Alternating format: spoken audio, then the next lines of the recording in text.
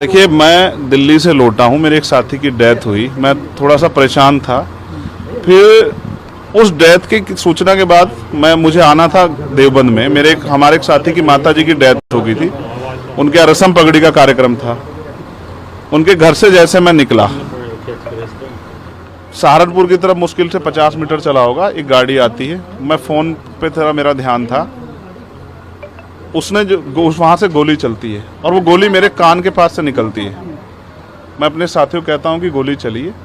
पहले मुझे लगा, उस आवाज़ से लगा पटाखा है, लेकिन बाद में जब वो वाइब्रेशन हुई जाते हुए तो मुझे एहसास हुआ गोली, और वो गाड़ी में टकराई भी। फिर दूसरी गोली जब मुझे लगी, बुलेट जो चीरती हुई लोहे के हिस्से को गाड़ी के, और वो मुझे लगी, तब मुझे एहसास हुआ कि हम गिर गए। फिर तीसरी गोली चली, इसने मेरा आगे वाला शीशा पूरा डैमेज कर दिया।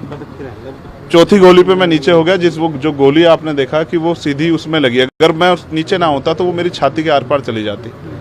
फिर वो गाड़ी 10 मीटर आगे जाकर रुक जाती है। वो दो हवा में फायर करते हैं जैसा मैंने देखा, और फिर उन्होंने फिर हमारी गाड़ी फायर किया। वो फायर जो है गाड़ी के नंबर प्लेट पे लगी। मेरा ये मानना है, उनको ऐसा लगा होगा कि हमने जो काम करने आए थे वो कर दिया, अब ये मर गया शायद, जैसा पहले कई घटना में हो। फिर वो शायद सरेंडर करने के मूड में थे, लेकिन जैसे ही मनीष ने गाड़ी को मेरे कहे से यू टर्न लिया, उनको समझ आया कि ये जिंदा है, तब वो वहाँ से भागे। हमने पुलिस को बताया कि ये गाड़ी का नंबर है। फिर उन्होंने उसको इंक्वायरी किया। पुलिस के अच्छे अधिकारी यहाँ हैं, उम्मीद है वो अच्छा काम भी करेंगे। लेकिन ये स्पष्ट हुआ कि अपराधियों में कोई डर भय नहीं है। कितने लोग थे? 3 लोग थे। 2 लोग असले से हमला कर रहे थे, एक व्यक्ति गाड़ी चला रहा था। चंद्रशेखर जी, कोई थ्रेट कॉल आया हो आपको इससे पहले, कोई धमकी? पिछले कई सालों से आ रही है। मैं लगातार पुलिस को इंटीमेट भी करता रहता हूँ। मैंने डीजीपी को भी लिखा, गृह मंत्री को भी लिखा, मुख्यमंत्री को भी लिखा, यहाँ के पहले एसएसपी डीएम थे उनको भी लिखा। लेकिन डीएम साहब जो पिछले थे, अखिलेश सिंह जी, उन्होंने साफ मना कर दिया कि चीफ मिनिस्टर नहीं चाहते चंद्रशेखर को सुरक्षा दी जाए। मेरे आज भी याद है ये बात, क्योंकि मैंने एलआईयू के अधिकारी द्वारा पूछा कि भाई मैंने आपको बताया थ्रेट भी है, फिर क्यों नहीं हो रहा है? तो उन्होंने कहा भाई ये सरकार का मामला, सरकार चाहे तो दे सकती। तो मैं चाहता हूँ मुख्यमंत्री इंतजार कर रहे हैं कब चंद्रशेखर मरे, उनका काम आसान हो।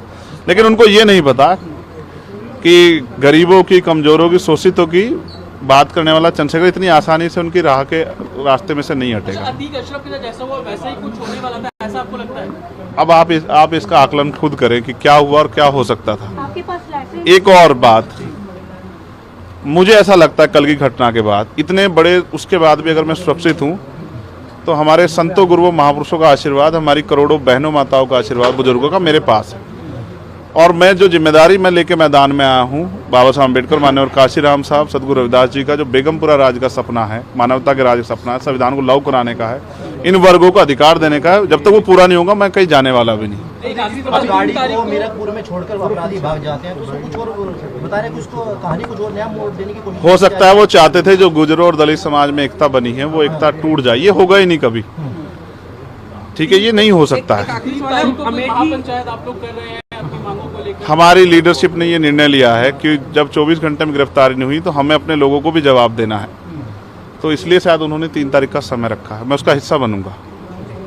अमेठी के अंदर एक फेसबुक वायरल हुई है पोस्ट, जिसमें आपको मारने की वो की गई है। क्षेत्रीय महासभा कई है उसके अलावा। ठीक है, देखिए लोकतंत्र है, उनके अधिकार है, मारे या छोड़े।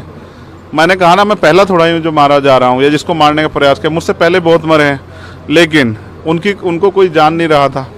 मुझे लोग जानते हैं तो मेरी बात पे बात आगे बढ़ रही, लेकिन मैं अपने लोगों को मरने नहीं दूंगा। ये भी मैं उनको संदेश देना चाहता हूँ। घटना होने के बाद ये पोस्ट किया है अमेठी क्षेत्रीय महासभा से कि इस बार तो बच गया, अगली बार नहीं बचेगा। देखो, मैं गोली से डरता नहीं, मैं गोली से, बंदूकों से नहीं डरता हूँ। मैं संवैधानिक रास्ते से चलता हूँ, संविधान को मानता हूँ। गोली चलाने वालों को भी कहना चाहता हूँ, कुदरत उनको सद्बुद्धि दे, गलत जगह पंगा ले रहे हैं।